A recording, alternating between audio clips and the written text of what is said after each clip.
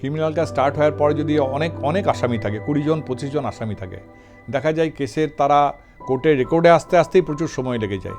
10 জন এলো, 5 জন ধরা পড়লো, 5 জন পড়লো না, 5 জন সারেন্ডার করলো, 5 জন লুকিয়ে বেড়াতে লাগলো। সেক্ষেত্রে কোর্টের একটা বিশেষ প্রসিডিওর আছে।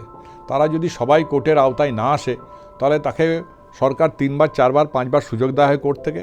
তাতেও যদি না আসে, তখন তাকে অ্যাবসেন্ট করে দিয়ে তাকে প্রেজেন্ট ফর ফাইল ডিক্লেয়ার করা হয় এবং বাকি আসামিদের নিয়ে কেস স্টার্ট করা হয়। সেটা একটা দেরির কারণ। আরেকটা দেরির কারণ হচ্ছে, অনেক সময় দেখা যায় এই কেসের যারা আয়ও আছেন তারা প্রচুর সাক্ষী, যেটা রিসেন্ট সুপ্রিম কোর্টও বলেছে যে সাক্ষীর সংখ্যা সীমিত করতে হবে। 25 জন 30 জন একটা কেসের সাক্ষীকে সমন পাঠানো হচ্ছে। সরকারি অফিসার তারা কেউ রিটায়ার করে গেছেন, কেউ ট্রান্সফার হয়ে গেছেন, ঠিক জায়গায় সমন যাচ্ছে না, তাদের আসতে টাইম লাগছে। তো অনেকে আসতে পারছেন না, বয়স হয়ে গেছে।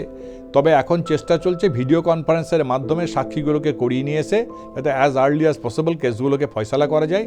সেই জন্য সুপ্রিম কোর্টের একটা নির্দেশ আছে, হাইকোর্টেরও নির্দেশ আছে, অবিলম্বে কাজও শুরু হয়ে গেছে। আশা করি আগামী দিনে খুব তাড়াতাড়ি কেস ডিসপোজাল হবে।